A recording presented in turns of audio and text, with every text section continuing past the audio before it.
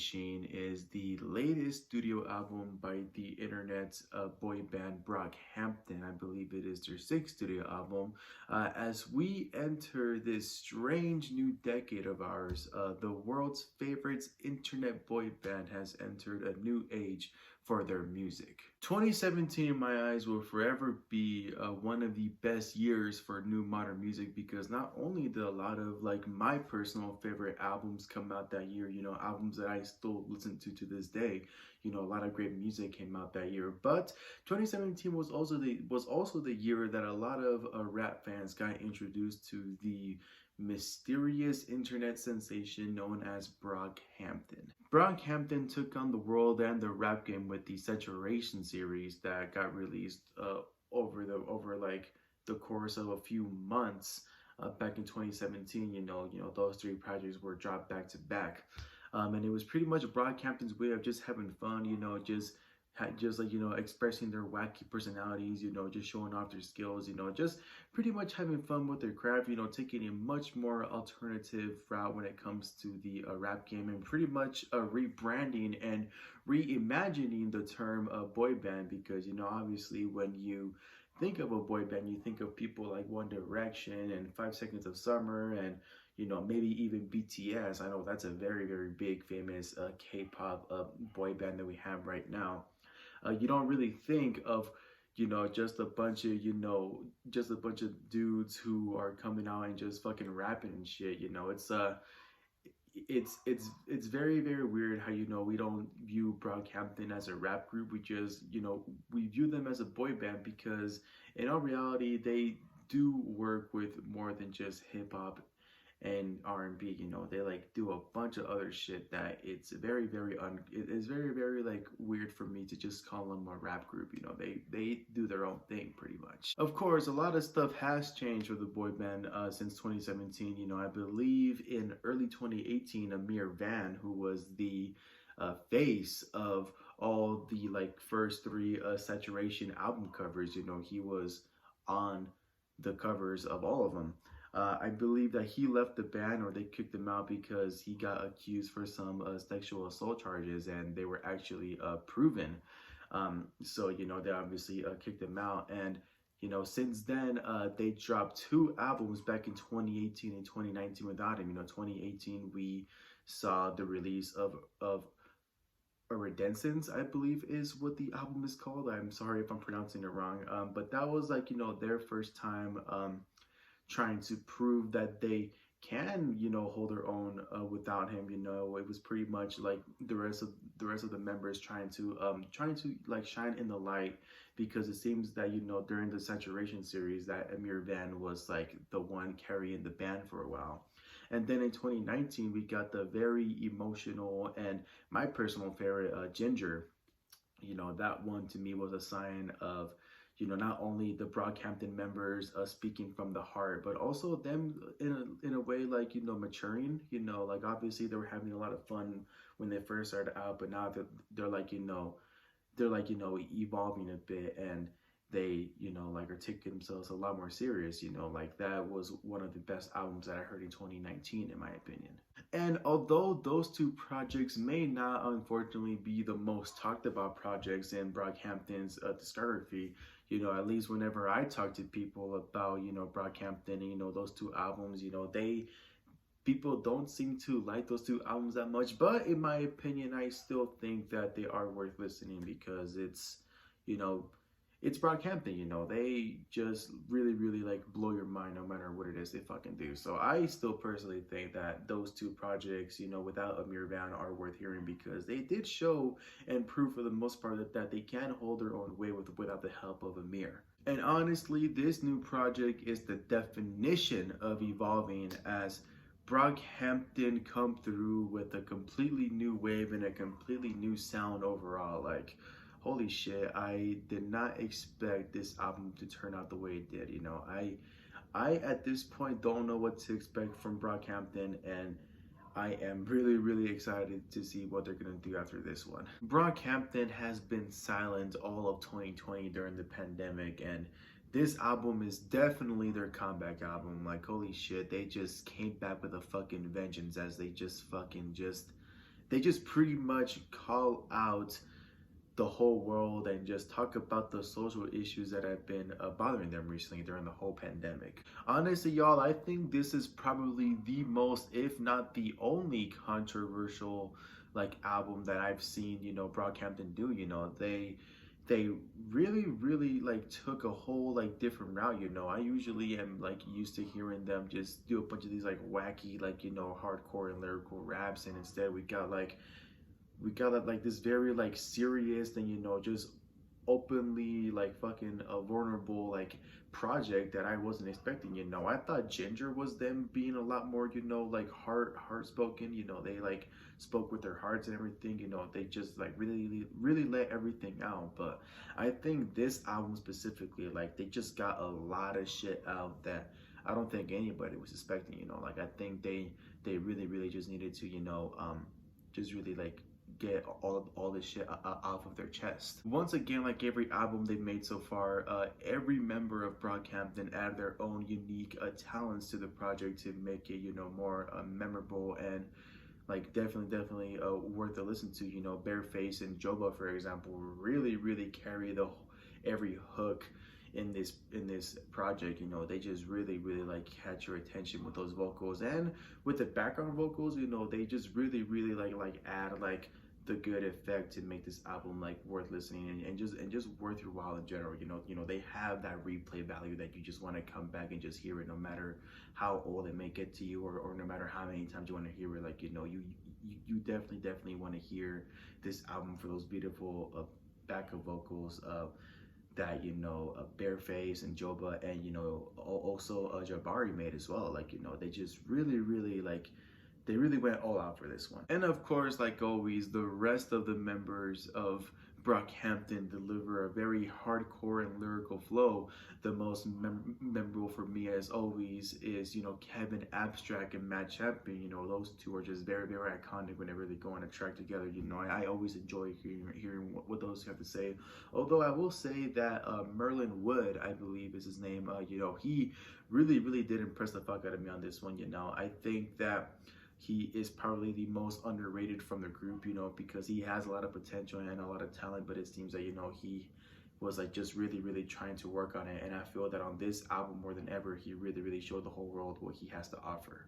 However, I will say that the most memorable part for me on this album is the surprising guest list that we got on this album for the first time. It seems that for the past albums prior to this one, Brockhampton has been doing on their own, considering that the only talents that they included in a lot of their projects just consisted of the many talents from them, from the vocalists, from the rappers, and from the producers and everything.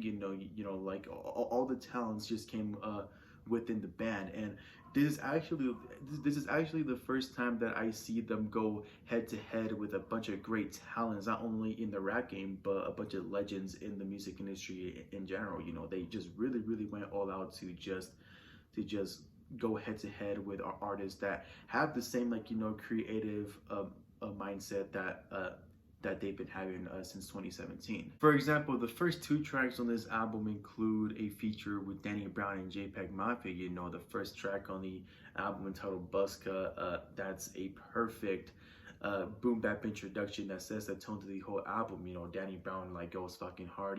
Kevin Abstract just like he like tries to compete with Danny Brown in the song. It feels like like I know that for a lot of people, Danny Brown is somebody that people can't really take seriously, because he's a very funny and wacky person, and especially for the homie Jordan. Shout out to you fucking asshole. Every time I try to put a Danny Brown song and you start making fun of his squeaky ass voice, like I get it. But if there's one thing that we all like can't deny, is that Danny Brown can fucking rap, and he definitely has proven it, not only over time but in this track in general. And as for the track with JPEG Mafia entitled Chain On, that's just a very like classic, like just a very weird sounding rap song. Like it's a very like entertaining and catchy song as well. But I think what I like about that track is that it includes like these like weird like mixtures of sounds that you think would not work out with a rap track, and it works out so fucking perfectly, like with the talents of JPEG Mafia, and just the unique like production that a specific track has. It just really works well, and I think that's why Brockhampton works well with JPEG Mafia and Danny Brown, because JPEG Mafia and Danny Brown like use a much more like alternative route to hip hop as well, and I think that's why they just blended in well with Brockhampton. I think these features were a long time coming, and it shows that Brockhampton has been getting a lot more bigger recently, which I'm personally very happy about. And I guess I could also include the track Bankroll with ASAP Rocky and ASAP Ferg. I don't know how to feel about this specific song. Don't get me wrong, I really like love this song. It's a really dope like classic like flex song.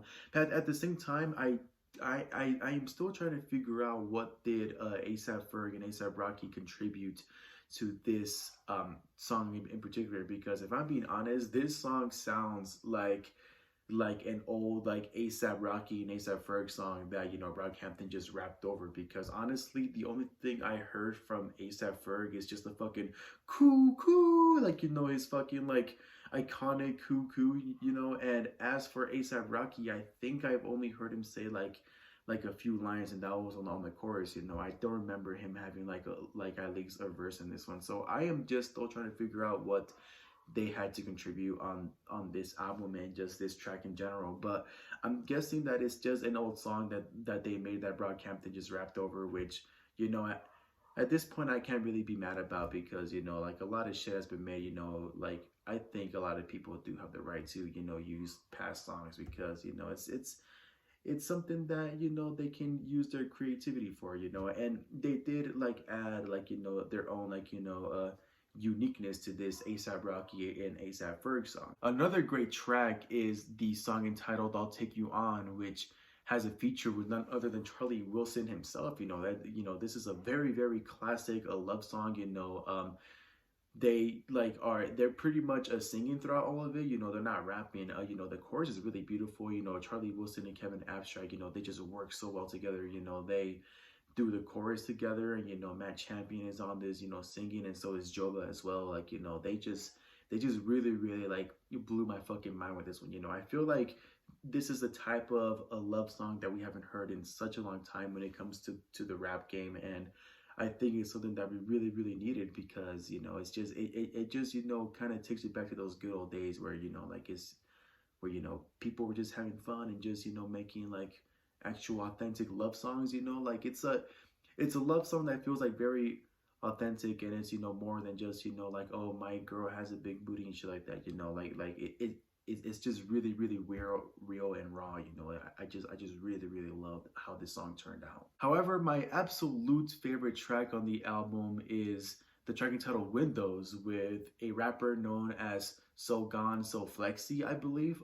It is the one where everybody just goes fucking in. They be talking about racism, about just like cops and everything, just violence. Like Brockhampton just goes as controversial as they can, as they clearly show that all the shit that went on in the pandemic last year really pissed them off. Like how like the black community like suffered more in this pandemic, and it wasn't even because of the virus itself. It was because of just police brutality and just all this fucking racism going on. They talk about the riots and everything. Like they just really went outside the box and made like a classic 6 minute like fuck the world song. They called out everybody in this song, and it's definitely a must listen, because it is like the most hardest I've ever heard these dudes go. Like I really got impressed with what they did in this song. Honestly, this album has proven to me just how mature these dudes have gotten over the years. They really have like grown up and matured a lot since 2017. They took themselves a lot more serious in this song. In this album, there's a lot of very sad songs on here, especially the final track entitled The Light Part 2. Kevin Astrak and Joba just talk about like old past. Joba is talking about the death of his father. It's just a very emotional song that anybody can relate to if y'all have ever suffered a death, especially myself. It's one of those songs where you really can feel like the pain in their hearts and everything, and in their voice and whatnot.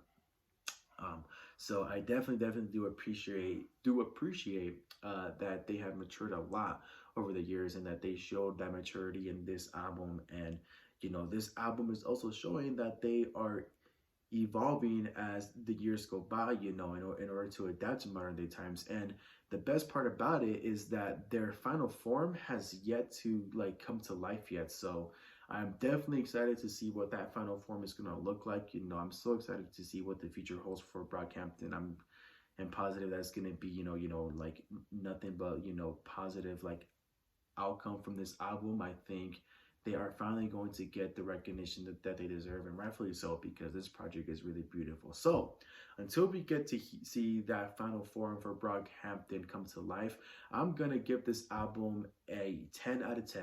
Yes, it is that fucking beautiful. So yeah, please go check this album out, y'all. Thank you all so much for watching. If you guys enjoyed my review, what did y'all think about this album? Have you heard it? Did you love it? Did you hate it? What are your favorite tracks? What are your least favorite tracks? Please let me know in the comment section down below. I would love to hear your opinions on this album. And with that being said, don't forget to like, subscribe, click that bell down below, all that good stuff. And don't forget, just stay happy. It's like I'm living a dream, that's how to reach. I've been cooking like Walter and Jesse Pink. It's exhausting trying to be a prodigy. Past deep.